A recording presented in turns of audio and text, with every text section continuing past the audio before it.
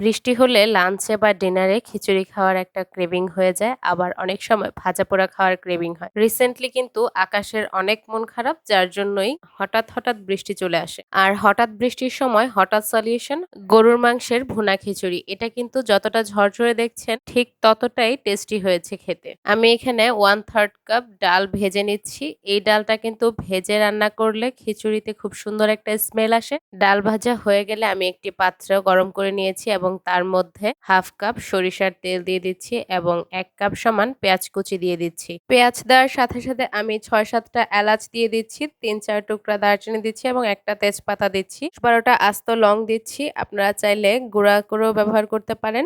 1 চামচ লবণ দিয়ে দিচ্ছি, আদা বাটা দিচ্ছি 1.5 টেবিল চামচ, রসুন বাটা দিচ্ছি 1.5 টেবিল চামচ। এখানে আমি 1.5 কেজি গরুর মাংস রান্না করছি। 1 চা চামচ জিরা দিচ্ছি, হলুদের গুঁড়া দিচ্ছি 2 চা চামচ। ভুনা খিচুড়িটা রান্না করার জন্য মাংসের সাথে আমি 1 কেজি চাল দেব, যার জন্য মশলার পরিমাণ বেশি দিচ্ছি। ধনিয়া গুঁড়া দিয়েছি 1 চা চামচ, মরিচ দিচ্ছি বাটা 2 টেবিল চামচ। এখানে আমি একটু ঝালের পরিমাণটা বেশি দিব, যেহেতু গরুর মাংসের ভুনা খিচুড়ি। গরুর মাংসে তো এমনি ঝাল ভালো লাগে, আর ভুনা খিচুড়িতে একটু ঝাল হলে খুব একটা খারাপ লাগে না। আপনারা যদি ঝাল কম খেতে চান সেক্ষেত্রে ঝালের পরিমাণটা কমিয়ে ব্যবহার করবেন। আর আমি যেহেতু ঝাল পছন্দ করি তাই ঝাল বাড়িয়ে দিয়েছি। এই পর্যায়ে আমি 15 মিনিট সময় ধরে মশলাটাকে কষিয়ে নিচ্ছি অনবরত নেড়েচেড়ে। তারপর আমি ধুয়ে পানি ঝরিয়ে রাখা মাংসটা দিয়ে দিচ্ছি। তারপর আমি ভালোভাবে মাংসকে কষিয়ে নিচ্ছি মশলার সাথে। আর এখানে মাংস ভালোভাবে কষানো হয়ে গেলে আমি এখানে 1 কাপ সমান পানি দিয়ে সিদ্ধ হতে ঢাকনা দিয়ে ঢেকে দিব। এরপর 25 মিনিট সময় ধরে রান্না করে নিয়েছি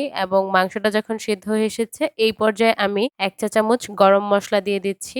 এরপর 1/3 কাপ মসুর ডাল দিয়ে দিচ্ছি, আগে থেকে ধুয়ে রেখেছিলাম। ভুনা খিচুড়ি রান্না করার সময় চেষ্টা করবেন 2-3 রকমের ডাল ব্যবহার করতে, আর মসুর ডাল তো অবশ্যই। তবে মসুর ডাল, অ্যাঙ্কের ডাল অথবা বুটের ডাল এগুলো ব্যবহার করলে কিন্তু ভুনা খিচুড়িটা অনেকটা মাখো মাখো হয়। ডালগুলো সিদ্ধ হওয়ার জন্য আমি এখানে 1 কাপ সমান কুসুম গরম পানি ব্যবহার করছি। আর ডালের সাথে অবশ্যই কুসুম গরম পানি দিবেন, তা না হলে কিন্তু ডালগুলো সিদ্ধ হবে না। শুধুমাত্র মুগ ডাল দিয়ে ভুনা খিচুড়িটা রান্না করলে কিন্তু খুবই ঝরঝরে হয়। যদি আপনারা শুধুমাত্র ঝরঝরে খিচুড়ি রান্না করতে চান শুধু মুগ ডাল ব্যবহার করবেন। ডাল দেওয়ার পর আমি কিছুক্ষণ পর পর অনবরত নাড়তে থাকবো যাতে মশলা পাতিলের নিচে লেগে না যায়। তারপর আমি 1 কেজি চিনি গুঁড়া চাল ভালোভাবে ধুয়ে পানি ঝরিয়ে রেখেছিলাম, সেই চাল দিয়ে আরো কিছুক্ষণ সময় ভেজে নিচ্ছি। আমি ভুনা খিচুড়ি রান্না করার সময় কিন্তু মাংসগুলোকে আগে থেকে উঠিয়ে রাখি না, চাল এবং মাংস একই সাথে ভাজি। এতে আমার মনে হয় মাংসের এবং চালের ফ্লেভার গুলো অ্যাডজাস্ট হয়। মাংসর সাথে যখন চালটা ভালোভাবে ভাজা হয়ে গিয়েছে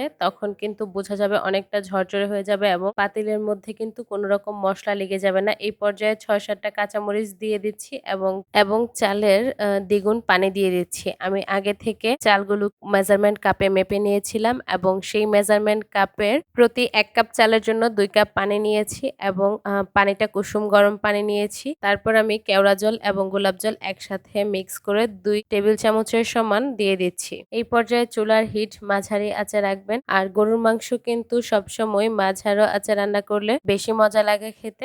যখন চালটা ফুটে গিয়েছে এই পর দমে বসানোর জন্য সবগুলো রাইস একসাথে গুছিয়ে নিয়েছি এবং 15 মিনিট সময় দমে বসিয়ে রাখবো এবং দম থেকে উঠানোর পর খিচুড়ির পাতিলটাকে কেটে দেখাচ্ছি কতটা ঝরঝরে এবং কতটা মাখো মাখো হয়েছে। খিচুড়িতে খুব সুন্দর একটা স্মেল বেরিয়েছে এবং খুব ঝরঝরে দেখতে হয়েছে। আপনারা অবশ্যই বাসায় ট্রাই করে জানাবেন কেমন হয়েছে।